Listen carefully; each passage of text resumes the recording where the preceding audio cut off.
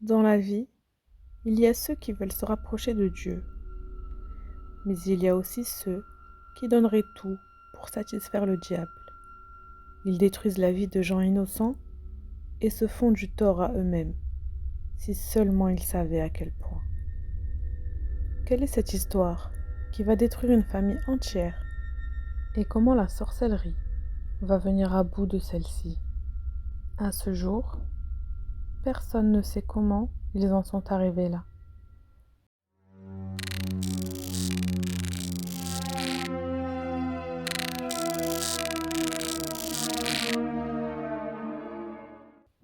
Cette histoire se passe en 2005, dans une famille de 4. Le père, la mère, le fils Mazin et la petite sœur Feyrouz. C'est une histoire dont témoignent non seulement les membres de la famille, mais aussi les voisins. Je vais vous la raconter du point de vue de Mazin, le jeune garçon, et vous comprendrez pourquoi. À l'époque où il nous est arrivé tout ça, ces choses qui vont changer ma vie, j'avais 18 ans et ma sœur en avait seulement 6. Nous étions une famille de classe moyenne, ni pauvre ni riche. Mais tout va commencer quand mon père s'est mis à changer. C'était un fonctionnaire lambda, mais un jour, il est devenu bizarre. Nous l'avions vite remarqué, ma mère et moi. Ma sœur, quant à elle, était encore trop petite pour ce genre de détails. Il s'est mis à avoir une obsession pour les livres. Lui qui ne lisait jamais, à présent rentrait tous les 2-3 jours avec de nouveaux livres. Quel est le problème, me direz-vous? Eh bien, attendez la suite. Je ne l'ai jamais vu lire, ne serait-ce qu'un journal. Et le voilà maintenant, avec tous ces livres bizarres. De vieux livres en cuir avec les pages jaunies. Ce sont des livres d'histoire et d'autres sujets plus étranges. Ma mère et lui se disputaient souvent à ce sujet. Elle lui disait d'arrêter d'acheter des livres vieux et pleins de poussière, car elle en avait marre de devoir épousseter toute la journée. Leur chambre était invivable, tellement il en proposait de livres. De son côté, il ne voulait rien savoir. Ces livres n'iront nulle part. Vous comprendrez pourquoi il insiste tant pour les garder. Tous les soirs, en rentrant du travail, il se plonge dans ses livres. Des fois, quand je me réveille au milieu de la nuit, je le trouve dans le salon, plongé dedans. Mon père avait l'habitude, après le travail, de rester au café avec ses amis pendant 1 ou 2 heures avant de rentrer. Et les week-ends, il y passait même la journée. Il fallait qu'on l'appelle avec insistance pour venir manger. Donc impossible qu'il reste cloîtré comme ça à la maison. Mais maintenant, il y reste nuit et jour, le nez dans ses livres, comme s'il révisait pour le bac. Je vous dis cela juste pour savoir à quel point le fait qu'il rentre directement plongé dans ses livres était étrange pour nous. De plus, il était devenu violent. On a l'impression d'avoir affaire à un étranger.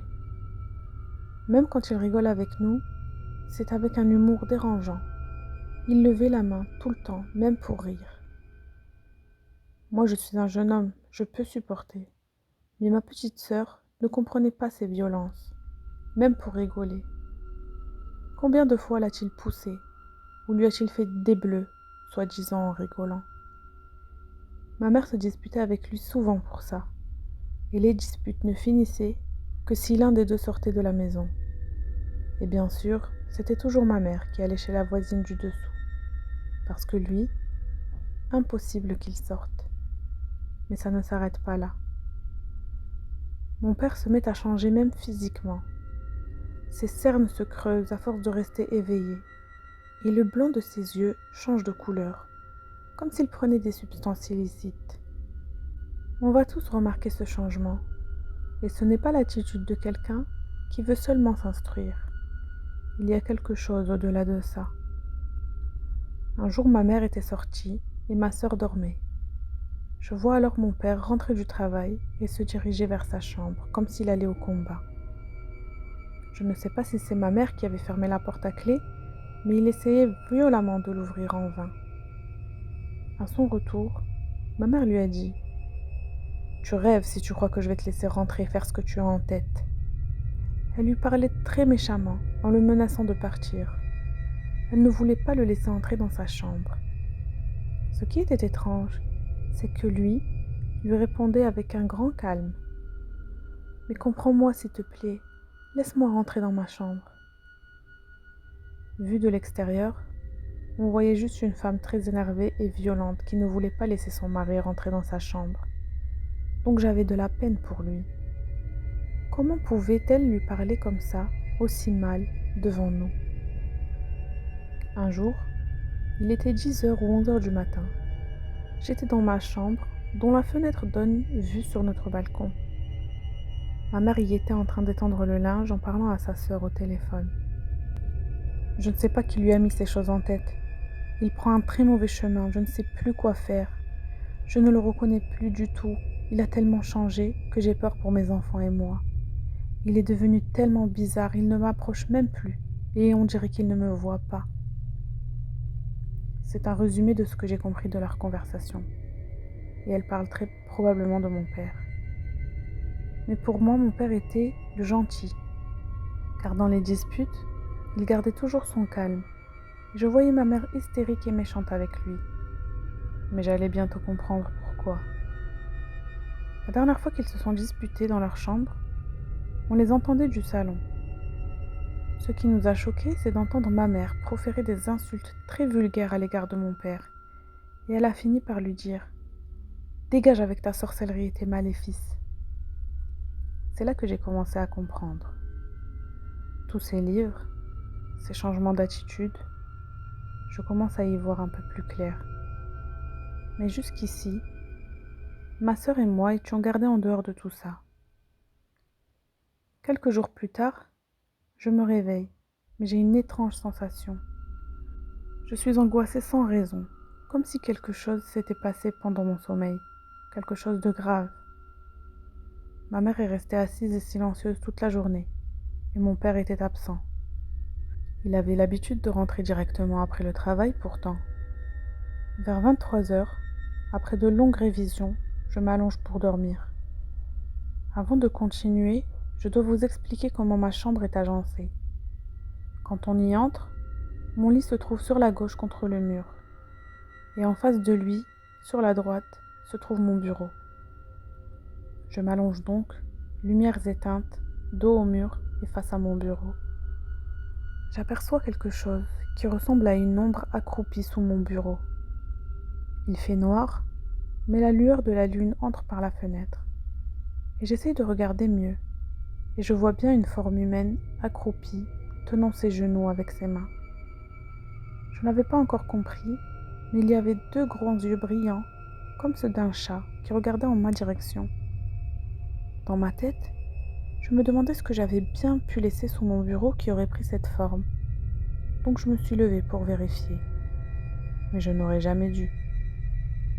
En m'approchant, je confirme bien que quelqu'un est sous mon bureau. Et en me voyant m'approcher, il descend ses mains qui étaient sur ses genoux par terre. Le temps de réaliser ce que j'avais sous les yeux, le bureau s'est mis à bouger. Des frissons de terreur parcourent mon corps et la seule chose qui me vient en tête est de retourner à ma place, me cacher sous ma couverture.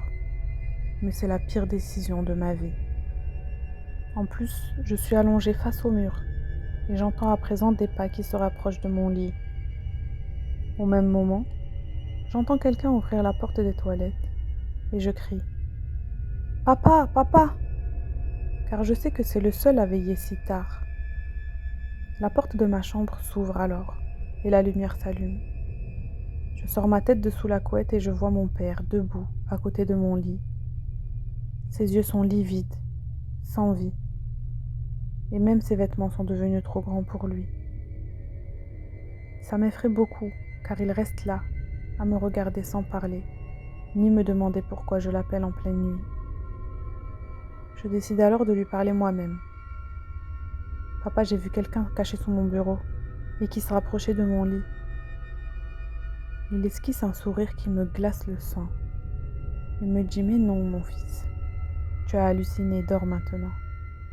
Puis il est sorti de ma chambre, en fermant la porte, mais sans éteindre la lumière. J'entends alors à nouveau la porte des toilettes, mais cette fois-ci, quelqu'un la ferme. J'ai passé la nuit entière, la lumière allumée comme un gamin qui a peur du noir. J'étais terrorisée. Le lendemain, en rentrant de l'école, je monte les escaliers pour rentrer chez moi et je sens une odeur de brûlé. Quand je me rends compte qu'elle vient de chez moi, je panique. Mais en ouvrant la porte, je trouve ma sœur dans le salon et ma mère sur le balcon. C'est elle qui est en train de brûler quelque chose en pleurant. Je lui demande ce qui se passe car elle pleure, mais elle ne veut rien me dire malgré mon insistance. Je rentre alors avec ma sœur dans le salon et j'ai l'impression qu'elle veut me dire quelque chose. Je vois à ses yeux qu'elle a pleuré elle aussi, et j'aperçois une marque rouge sur son cou, derrière ses cheveux. Maman est en train de punir le livre parce qu'un monsieur méchant me l'a jeté dessus. Imaginez-vous l'effroi d'entendre ces mots sortir de la bouche de votre petite sœur. Je n'ai rien compris sur le coup. Comment ça? Quel monsieur? Bah, le monsieur qui est dans la chambre de papa. Je la prends par la main et on va vérifier dans la chambre qu'il n'y ait personne. Et en effet, il n'y a ni monsieur, ni papa. Tu vois, il n'y a personne ici. C'est qui ce monsieur que tu as vu? C'est un copain de papa? Non, je l'ai jamais vu. Il est rentré dans ma chambre. Il m'a jeté le livre et quand j'ai crié, maman est venue et il a disparu. Donc maman, elle punit le livre en le brûlant car il m'a fait mal. Ces paroles innocentes de ma petite sœur m'ont intriguée. Vous pensez la même chose que moi? Cette forme qu'il y avait sous mon bureau la nuit passée. Je ne voulais pas demander plus d'informations à ma mère car elle était déjà au bord du gouffre. Et je ne comprenais toujours pas ce qui se passait chez nous. À son retour du travail, mon père est très énervé et une énième dispute éclate dans leur chambre. Et on entend tout encore une fois. Il n'est pas content qu'elle lui ait brûlé son livre. Tout ton salaire part dans ça. Que Dieu te punisse. Tu nous laisses même pas de quoi faire les courses. Je suis obligée d'emprunter de l'argent à ma sœur pour faire manger mes enfants. Une semaine passe et les problèmes s'aggravent. Les disputes s'enchaînent. Et mon père ne reste plus calme et silencieux. La victime dans tout ça, c'est ma petite sœur qui assiste à toutes ces disputes. Comme ma mère a interdit à mon père de faire rentrer de nouveaux livres chez nous, il s'est mis à acheter d'autres choses.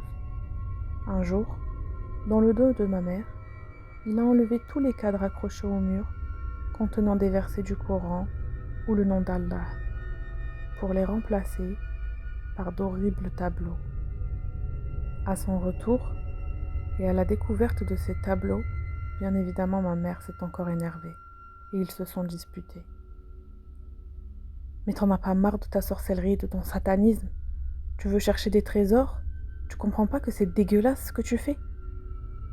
Ils sont de plus en plus agressifs et violents entre eux. Ils en viennent souvent aux mains devant nous, mais dès qu'ils se rendent compte qu'on les voit, ils s'arrêtent à temps. Autrement, ils s'entretueraient. Tout ça va s'aggraver. Un jour où ma mère, ma sœur et moi sommes allés rendre visite à ma grand-mère maternelle. À chaque fois qu'elle sortait, ma mère fermait sa chambre à clé. Et ce jour-là, à notre retour, nous devions trouver mon père seul à la maison. Mais la scène à laquelle nous avons assisté sera gravée à jamais dans nos mémoires. Mon père est là, au milieu du salon, totalement nu. Plein de papiers par terre autour de lui et un encens, que dis-je, une horreur est en train de brûler. L'odeur est nauséabonde, la pire que j'ai jamais sentie. Il n'a aucune réaction quand on rentre. Ma sœur et moi sommes sous le choc et ma mère lui jette ses vêtements dessus en criant « Mais couvre-toi, tu n'as pas honte ?» C'est une nuit qu'on n'oubliera jamais. Entre un père et ses enfants, il y a un respect, une forme de pudeur qui a été perdue ce jour-là. Mais laissez-moi vous en raconter plus. Un jour, j'étais seule à la maison car j'avais des révisions. Mes parents et ma sœur étaient chez ma grand-mère. J'entends alors la porte d'entrée s'ouvrir et se refermer, comme s'ils étaient revenus. En temps normal, l'un d'entre eux serait venu me saluer dans ma chambre, mais personne. En plus, je n'avais pas fermé la porte de ma chambre, donc si quelqu'un était passé pour atteindre une pièce, je l'aurais forcément vu. Mais rien. Je me mets donc à crier: «Maman, papa, vous êtes rentrés? Y a quelqu'un?» Mais aucune réponse. Pourtant, je connais bien le bruit de notre porte. Je vais donc voir, mais il n'y a personne. Bon, peut-être que c'était celle des voisins après tout. À mon retour dans ma chambre, c'est le choc. Tous mes cours sont éparpillés partout par terre, comme si un courant d'air les avait déplacés. Mais aucune fenêtre de la maison n'est ouverte. Mon premier réflexe est de sortir directement de la maison et d'appeler ma grand-mère d'une cabine. Elle me dit qu'ils sont sortis de chez elle il y a moins d'un quart d'heure et qu'ils ne devraient plus tarder. Mais j'ai attendu plus d'1 heure dans ma chambre cachée sous ma couette. J'entends des pas se rapprocher très vite de ma chambre et quelqu'un m'arrache la couverture. C'est ma mère. «Maman, qu'est-ce que tu fais là? Je vous ai pas entendu rentrer. Et toi, qu'est-ce que tu fais apeurée comme ça dans ton lit? Tu devais pas réviser?» Je lui raconte alors tout et je vois au fur et à mesure que j'explique qu'elle bouillonne de nerfs. Une fois mon père rentré, car il n'était pas revenu avec elle, ils se disputent à nouveau. «Mais t'es égoïste, tu ne penses pas à tes enfants? On peut plus vivre avec toi. Je vais prendre mes enfants et partir d'ici. On va aller vivre chez ma mère.» Elle vient alors nous expliquer de rassembler nos affaires, car le matin suivant, on irait passer quelques jours chez ma grand-mère. Je vais donc dans mon lit pour dormir, et ma mère passera la nuit avec ma sœur. Mon père, lui, passera la nuit seul. Vers minuit, quelqu'un vient me réveiller doucement en chuchotant. C'est mon père. Il essaye de faire le moins de bruit possible, comme s'il voulait qu'on s'échappe. Il me tire par la main en direction de sa chambre. Il soulève le lit et on se met tous les deux à genoux par terre. Sous son lit, il y a des bougies, une grande plaque en bois avec quelque chose enroulé dans du plastique noir. Tu sais, mon fils, comme je vous aime, ne crois pas ce que dit ta mère. Je vous aime tellement que je veux le meilleur avenir pour vous. Ils m'ont promis des trésors et assez d'argent pour vivre moi, mes enfants et même mes petits-enfants. Je veux que vous viviez bien et que vous ayez tout ce dont vous rêvez. J'étais moins concentrée sur son discours que sur la façon dont il tenait ma main. Il l'a serrée tellement fort que j'avais mal, comme s'il ne voulait pas que je fuie. Il a soulevé son pull pour me montrer une brûlure qu'il a sur son flanc. Je ne l'avais jamais vue avant, et c'était vraiment répugnant. Tu vois comme je vous aime, mon fils? Tu vois? Mais qu'est-ce que t'as fait? C'est quoi ça? Puis j'ai fui dans ma chambre en espérant ne plus le voir. Et en effet, il n'est pas revenu me déranger cette nuit. Au matin, nous sommes allés chez ma grand-mère comme prévu, chez qui nous passons plusieurs jours, sans que mon père ne demande de nos nouvelles, ni que nous ayons des siennes. Un matin, ma mère me dit qu'elle doit aller à la maison récupérer quelque chose. Mais je comprends tout de suite qu'elle s'inquiète pour mon père et qu'elle veut se rassurer. On laisse alors ma sœur chez ma grand-mère et on se dirige vers la maison.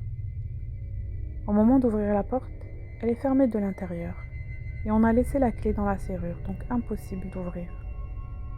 Elle se met donc à crier le nom de mon père et tape fort à la porte, ce qui ameute les voisins, dont l'un propose qu'on casse la porte, car avec tout ce bruit, il est impossible que mon père ne nous ait pas entendus. Ils réussissent à forcer la porte et ma mère et moi entrons. La maison est normale, mais tous les volets sont fermés, donc il fait très sombre. La porte de nos chambres à ma sœur et moi sont ouvertes, mais celle de mes parents est fermée. C'est vers elle que se dirige ma mère directement, mais comme la porte d'entrée, elle est fermée de l'intérieur. On appelle à nouveau un des voisins pour nous aider à entrer. Et dès l'ouverture de la porte, j'entends ma mère hurler. Mon père gît par terre, sans vie, à côté de ce qu'il m'avait montré sous son lit. Pourquoi? Qu'est-ce qui t'en a fait arriver là? Qui t'a mis sur ce mauvais chemin? La police arrive enfin, et toute la maison est fermée pour enquête. Les voisins témoignent que ma mère et moi n'étions pas là depuis quelques jours. Le verdict des médecins légistes est sans appel. Ce n'est pas une mort naturelle. Bien qu'on l'ait retrouvé enfermé seul dans sa chambre, mon père est mort d'une hémorragie interne à la suite de coups très violents. Ses os étaient aussi très amochés, mais pas cassés. Selon eux, c'est l'œuvre d'une dizaine de personnes qui savent très bien où taper pour blesser sans fracture. Mais parallèlement à ces découvertes, l'enquête démontre que personne n'est entré ou sorti de la maison en notre absence. La police va récupérer les objets sur la scène de crime. Les bougies, la planche qui était en fait un autel, ainsi que la chose enroulée dans du plastique noir. Ils vont aussi vérifier les empreintes dans toute la maison, et il n'y a que les nôtres. Plusieurs éléments de l'enquête, que l'on découvre au fur et à mesure, prouvent bien que personne n'était là. Dans la famille, la rumeur qui expliquerait la mort de mon père est qu'il a invoqué un démon et qu'il n'a pas réussi à le gérer. C'est apparemment arrivé à un autre membre de notre famille qui a été retrouvé mort sans explication dans son bureau.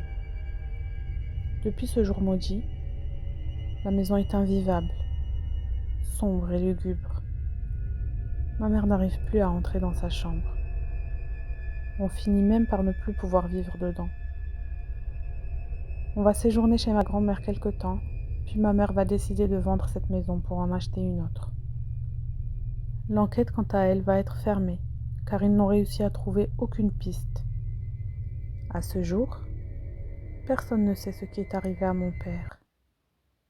A-t-il été victime d'une confrérie de sorciers? Ou s'agit-il de la vengeance d'un djinn avec lequel il aurait pactisé?